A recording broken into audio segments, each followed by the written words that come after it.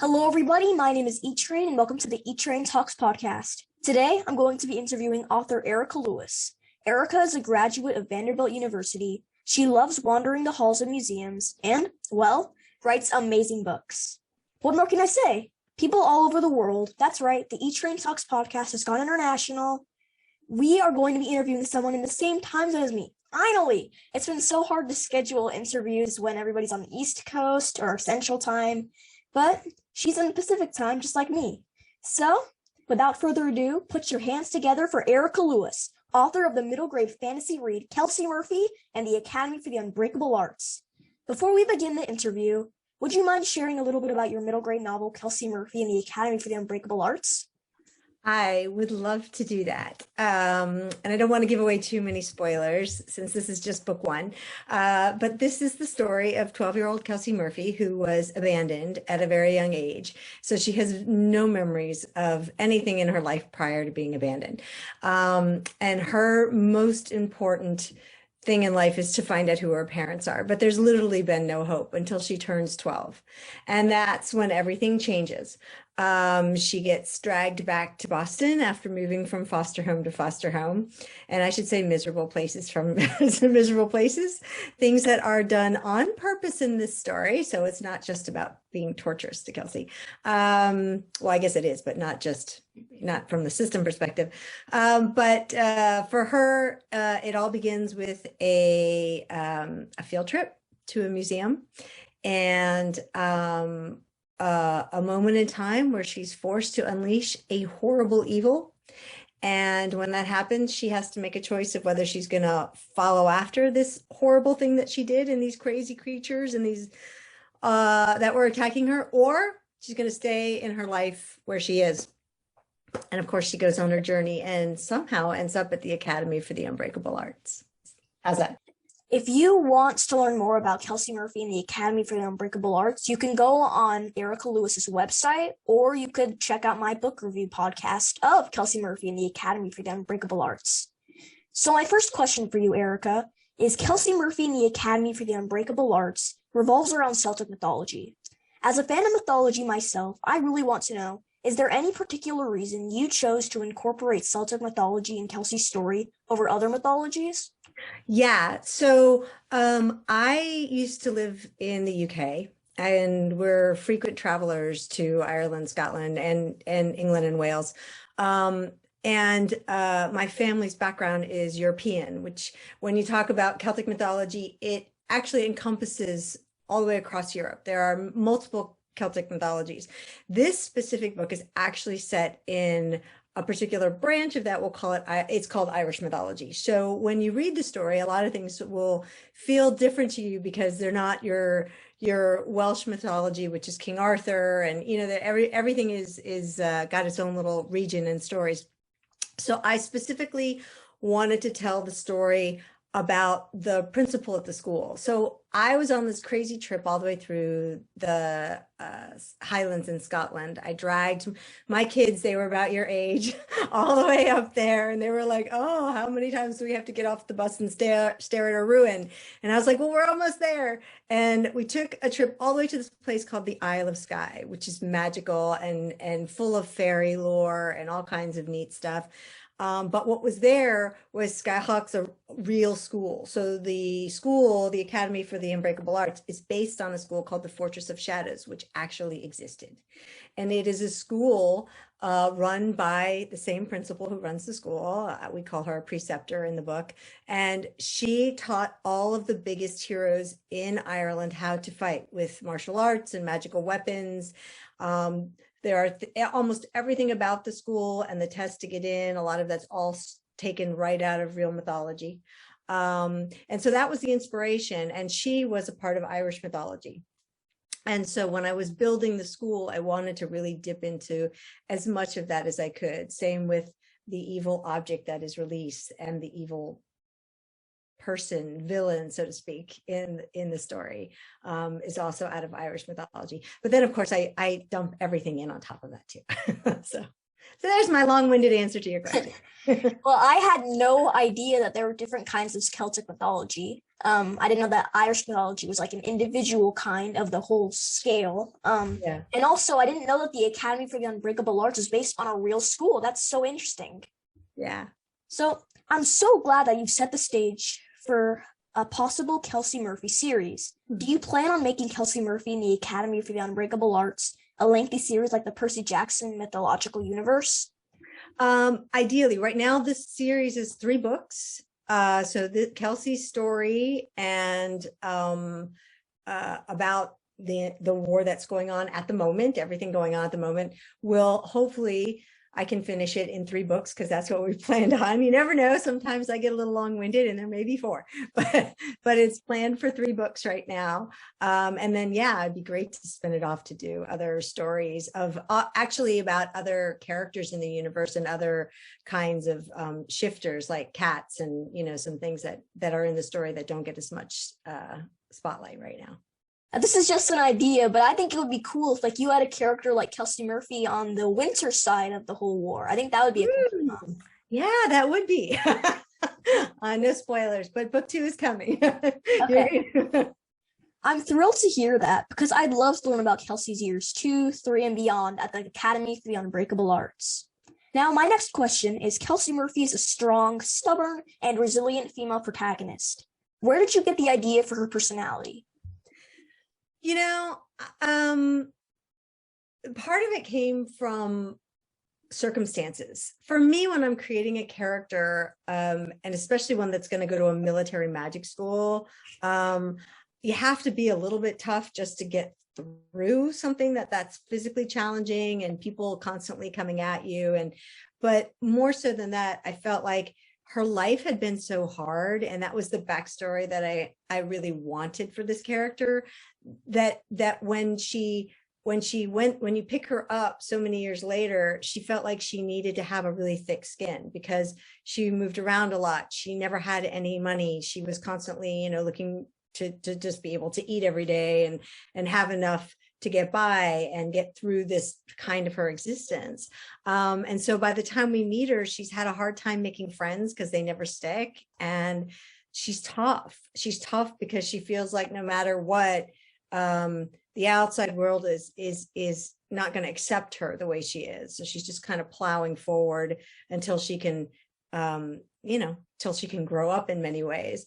So when she gets to the Academy for the Unbreakable Arts, it felt like, you know, that was her opportunity for character growth too. So you take this really tough kid and yeah, you put her into a school where she's got to become even tougher, as do all the other kids in the school.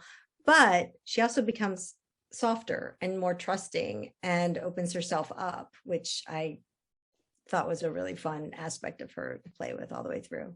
Yeah, she's one of my favorite female protagonists because she develops so much over the story. At the start, she's tough. She doesn't really have much going for her, but at the Academy for the Unbreakable Arts, she becomes a better person and she just kind of finds herself. Yeah, because she has to figure out how to be a better friend. She just doesn't know how to do it, you know? And I think for a lot of kids, when they've been moved around a lot from school to school, you know, if your parents are in the military, you know, I think you know, my husband always talks about how he always felt like an outsider because he was always moved from different schools.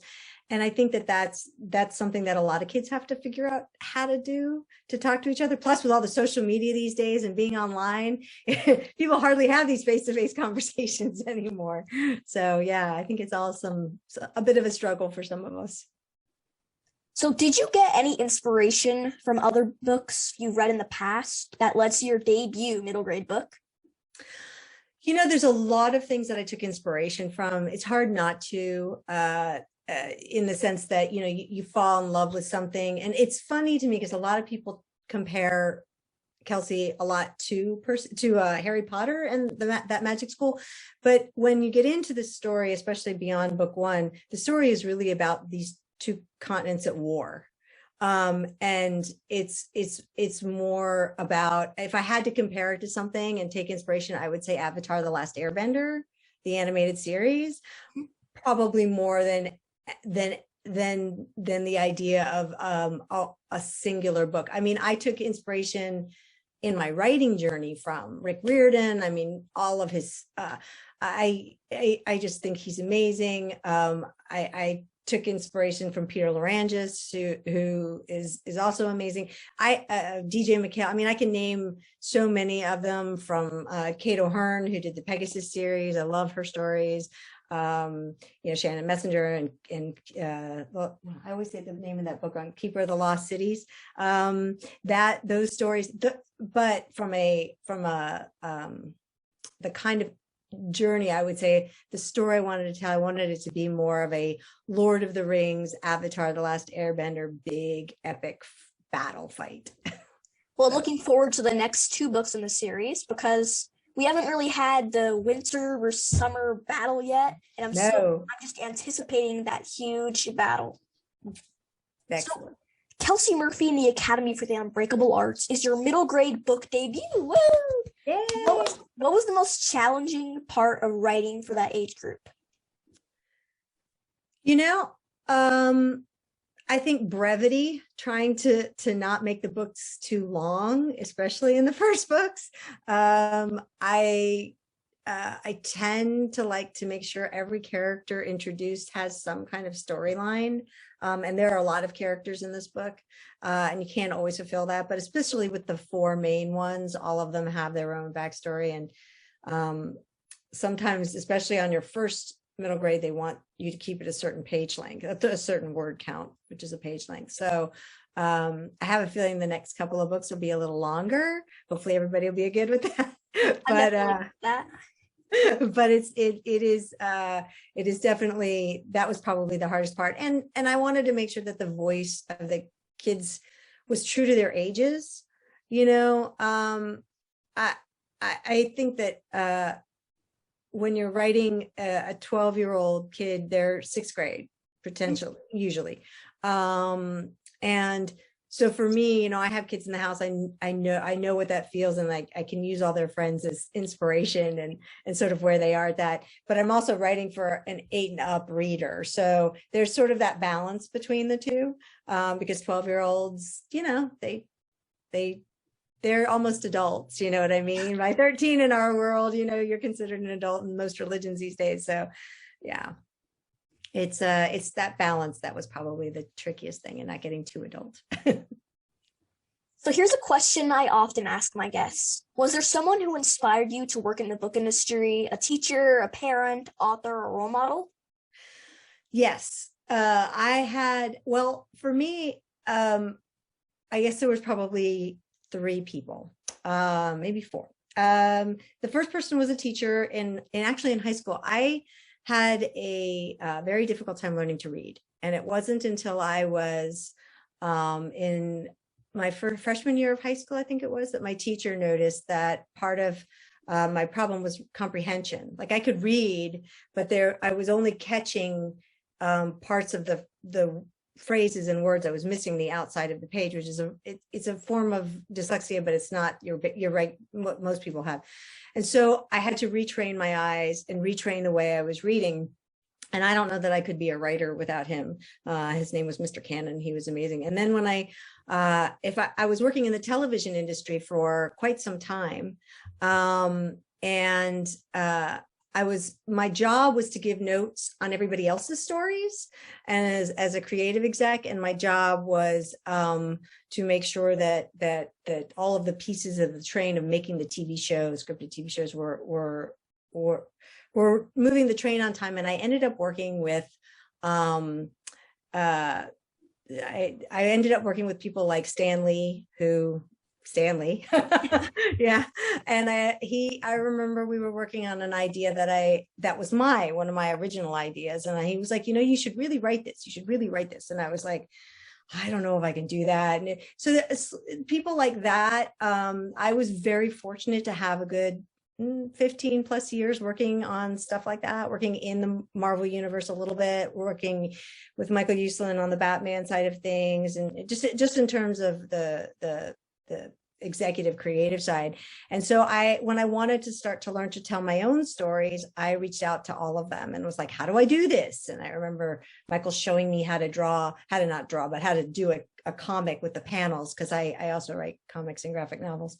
And then when I wanted to start working on prose, I talked to a friend of mine named DJ McHale and another author named R.A. Salvatore, who actually, he and I co-authored a YA novel called The Color of Dragons together. So they were probably my two biggest mentors in reading my prose and deciding whether it was ready or not to go out to agents, kind of thing. Well, I just had to write down all those names. They all sound like amazing people. Mr. Cannon, Stan Lee, DJ McHale, Michael Uslan. They all sound like amazing people, and they were great inspirations for you. Thank you. They were, all of them. So my listeners really want to know, and I do too, what is your favorite middle grade book? Okay, I have so many. I love The School of Good and Evil. Soma Chainani's books are amazing. I love Wings of Fire, which I actually have a copy of right here. But my most recent favorite middle grade, I just finished The Last Quintista. I will say that as a middle grade, I was a little, this book had moments of scaring me. But it was groundbreaking and brilliant, and I absolutely thought if I was going to recommend one for today, it would be that for sure. Well, I really have to read The Last Quintista, but I just have so many books I have to read. I'm definitely going to get to reading The Last Quintista. Yeah. So my final question, I asked this question to all of my guests: if you could be any character in any book, who would you be? If I could be any character in any book, who would I want to be? Well, if I could be any character in any book, I'm going to qualify it because most of the characters in middle grade novels are put through all kinds of torture. I mean, I would love to be Apollo, but not necessarily in Rick Riordan's Apollo series. so tortured. Yeah. I would like to be I don't know. I think if I could be anybody in my own Kelcie Murphy series, I probably would want to be maybe Brona. I think that would be really cool without giving away too many things. And then, yeah, I think she would probably be the one I would want to be in my own story. Well, there's nothing wrong with choosing a character from your own book. And Brona is brilliant. They're a great fighter, and they're just really smart. So they're a great character to be. Yes, I agree. So thank you so much for taking time out of your day to be interviewed, Erika. Yeah, it's been great. Thank you for having me. And to all of you listening, I highly recommend Kelcie Murphy and the Academy for the Unbreakable Arts, as well as all of Erika's books. You can follow her on Twitter at Erika Lewis, as well as on Instagram at Erika Lewis. Stay safe and happy reading.